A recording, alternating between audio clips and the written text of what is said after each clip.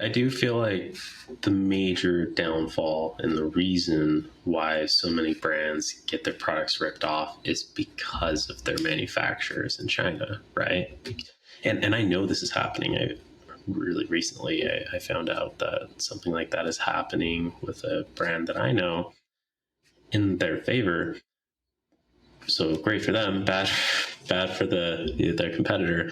But the Chinese manufacturers, if you aren't on the same page and you're not like protecting your legal rights and being proactive and protect yourself over there, I mean, they're going to share your formula and they're going to follow the money, right? If someone else is coming in and placing big orders too, I mean, they want those orders, right? Yeah, I mean, well, but in a way, it's... And I think the solution to that is like, be present. Like, when was the last time you went and visited your manufacturer in China?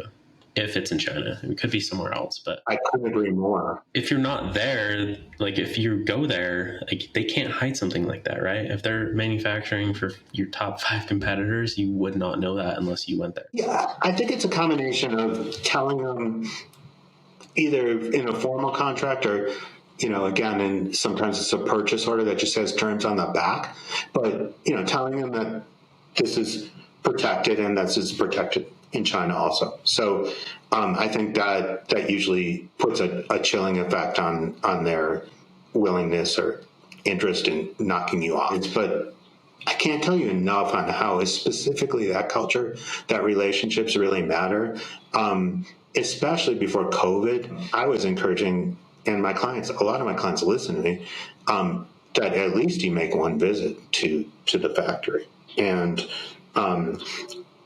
break bread. That's not a particularly Chinese concept because they don't need a ton of bread. But the concept of breaking bread, of really building the relationship, getting to know them, that could be a once every 5-year kind of thing. You go over, you build a relationship. You don't have to go there every year, but you have to know the people you work with. And I had to do the same thing in building my international legal relationships. I was exhausted. I don't really travel that much. But I've gone to China. I've gone to all over the world, like, to build those relationships and now they know me, I know them. And we can talk on the telephone all the time, and we can trust each other. I've seen that a lot, especially lately, a lot of entrepreneurs kind of giving the need for a quality manufacturer relationship kind of short shrift. Because sure, you can order on AliExpress. And it really depends on your product. But in my opinion, you want to be in it to win it, even if it's even a lifestyle business. And in it to win it means that you put together that framework, and it could be legal, it could be marketing, it could be operational manufacturing, but you put together that foundation that's really strong, really solid. It might not be much of a house, but the foundation is there, and then you can really build off it.